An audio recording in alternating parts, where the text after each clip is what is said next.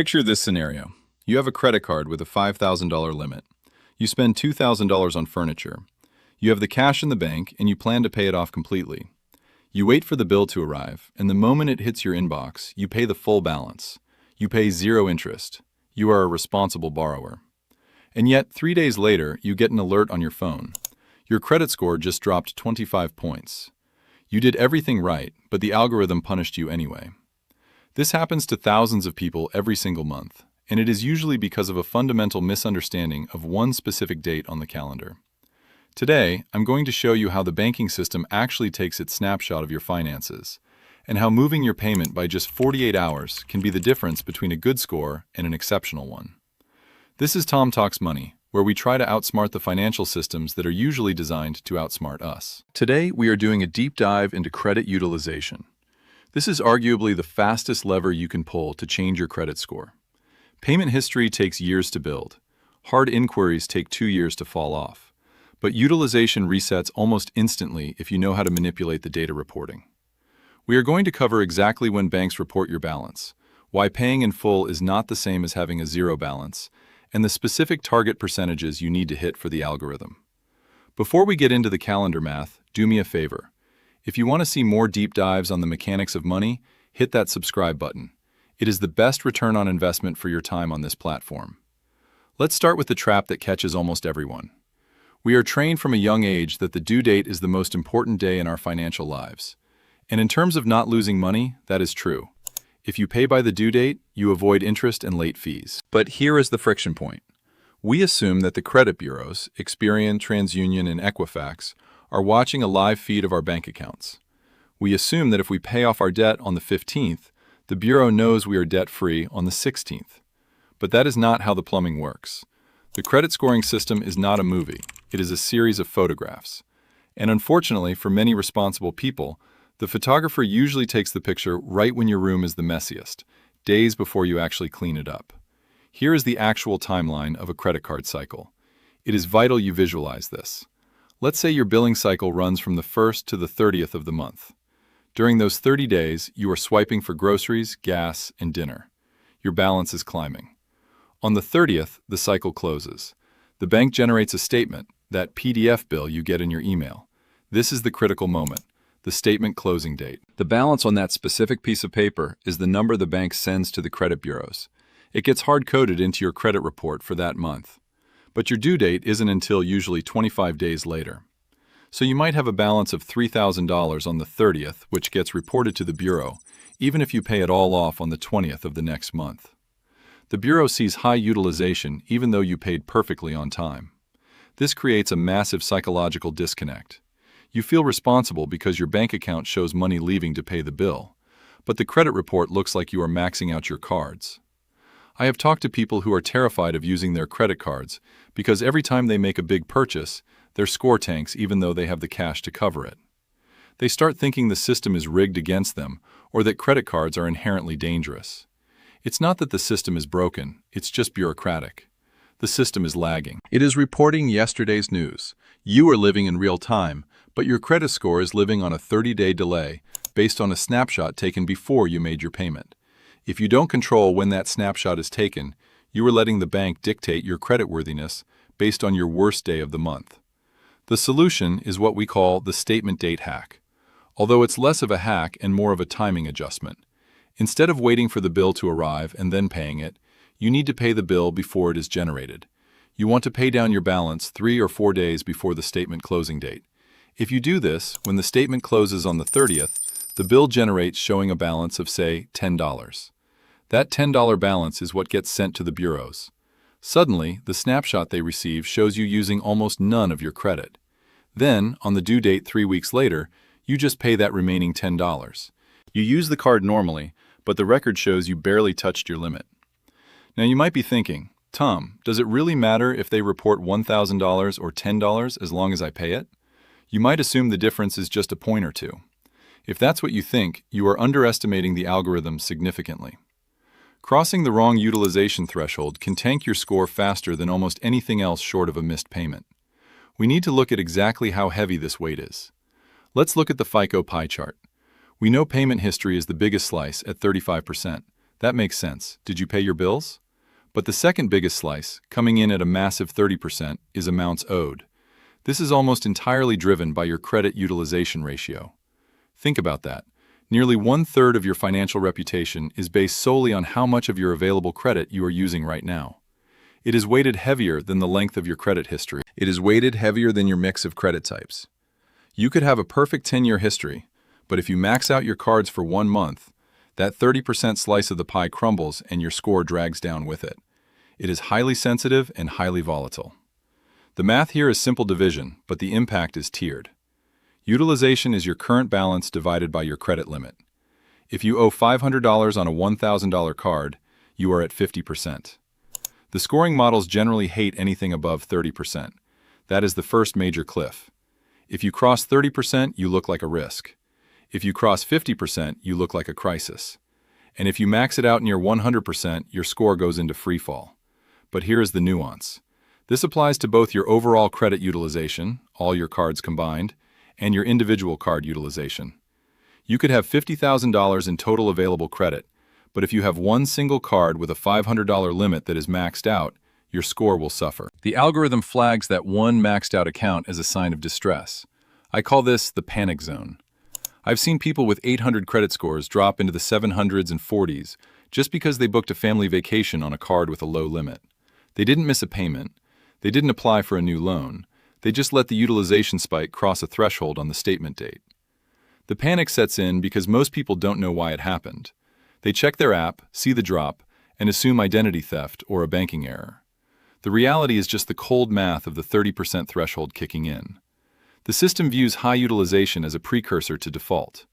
Historically, people who max out cards are more likely to go broke, so the score adjusts to reflect that risk immediately. The good news is that utilization has no memory in the most common scoring models like FICO 8. This is unlike a missed payment which haunts you for 7 years.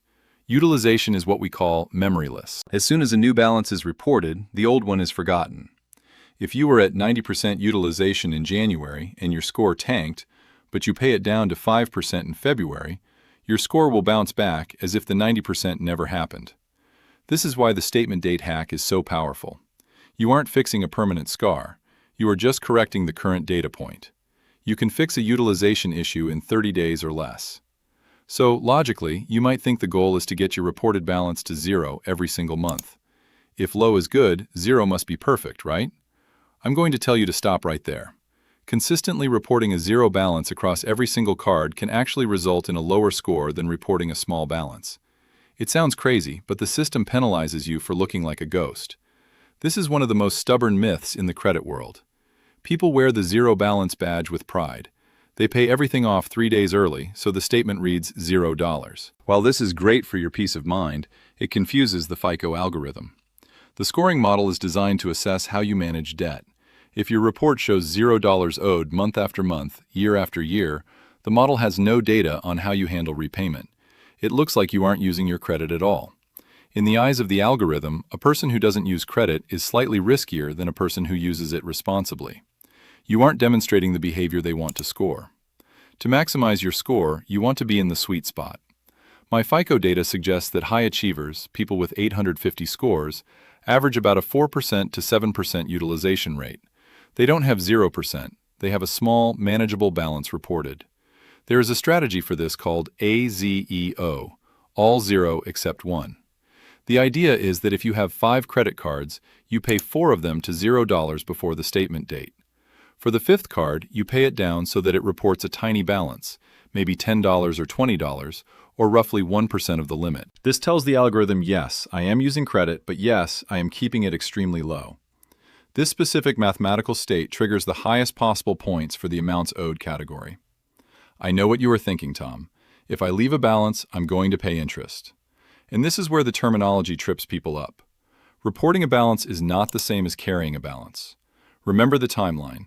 The statement closes on the 30th with a $10 balance that gets reported. You have until the due date, usually the 20th of the next month, to pay that $10. As long as you pay that $10 by the due date, you pay 0 interest.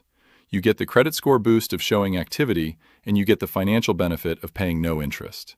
You are threading the needle between the reporting date and the due date. So here is the protocol for the perfectionists. If you are applying for a mortgage next month and you need every single point possible, don't go to zero flat. Go to 1%. Pay down your primary card so that when the statement cuts, it shows a trivial amount. Buy a coffee or leave $10 on there. Ensure every other card is at zero. This provides the active use signal without the risk signal. However, if you aren't applying for a mortgage soon, don't stress about the AZEO method perfectly. Just keeping your utilization below 10% naturally is usually enough to stay in the 760 plus range.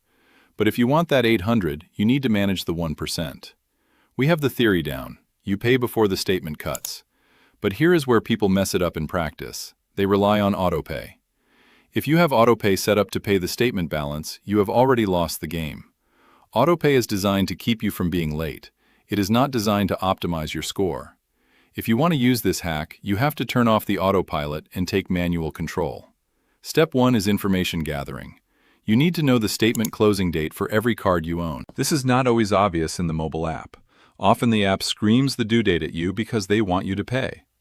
To find the closing date, you usually have to go to the Statements tab and actually open a PDF of a past bill. Look for billing cycle ends or next closing date. Put these dates in your calendar as recurring monthly events. If your card closes on the 15th, set a reminder for the 13th. That 2-day buffer is crucial because transfers from your bank can sometimes take a day or two to clear and post to your account.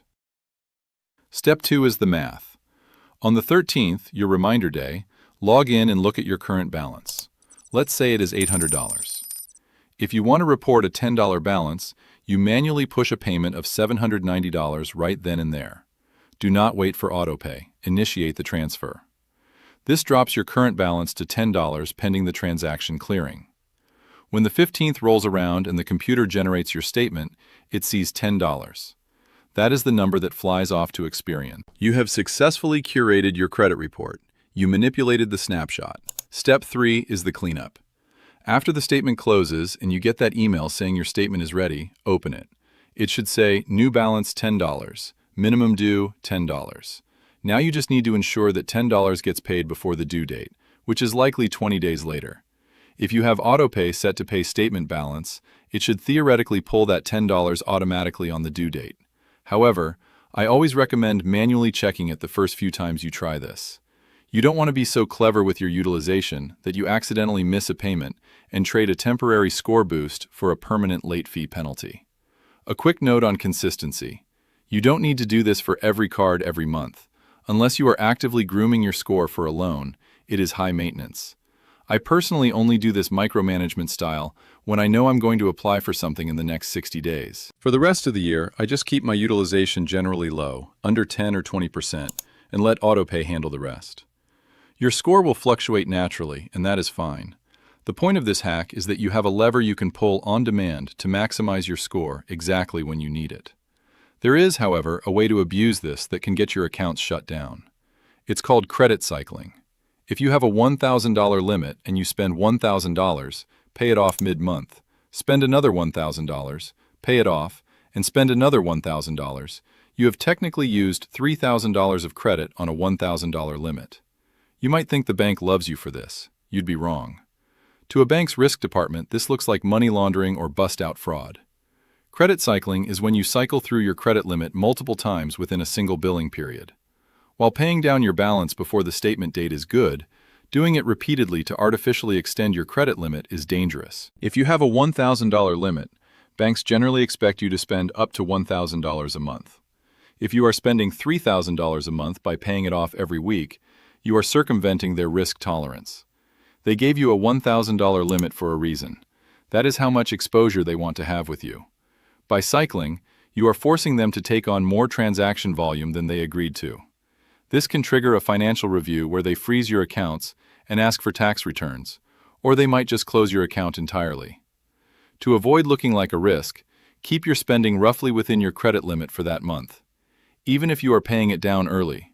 If you find yourself constantly hitting your limit and needing to pay it down just to use the card again, you don't need a payment hack. You need a credit limit increase. Call the issuer and ask for a higher limit. Explain that you pay in full every month and you need more room for daily expenses. Higher limits make utilization management much easier. If you have a $20,000 limit, spending $2,000 is only 10% utilization. You don't even have to use the hack. You are naturally in the excellent range. We also need to look at the future of scoring. Most lenders currently use FICO 8, which is the snapshot model we discussed. It forgets the past. But newer models like FICO 10T use trended data. They look at your balance history over the last 24 months. If you historically run up huge balances and only pay them down at the last second, FICO 10T might see that trend. While the statement date hack still works for the utilization component, trended data models are smarter. They can see if you are actually living on the edge or if you are truly low risk. That said, FICO 10T adoption is slow.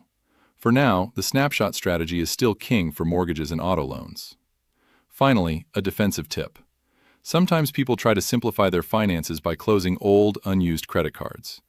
In the context of utilization, this is a mistake. Your utilization is calculated on both a per-card basis and an overall basis. If you close a card with a $10,000 limit that has a zero balance, you are removing $10,000 of available credit from your denominator. Your total debt stays the same, but your total limit drops, which means your utilization percentage spikes instantly. Keep old cards open. Put a small recurring subscription on them like Netflix. Set it to autopay and let them pad your utilization numbers. They are the ballast keeping your ship steady. Let's recap the protocol. First, stop looking at the due date as the only date that matters. Find your statement closing date. Second, calculate your utilization. You want to be under 30% for good scores and under 10% for excellent scores. Third, 3 days before your statement closes, log in and pay down your balance to a very low number, but ideally not zero if you want to maximize the score.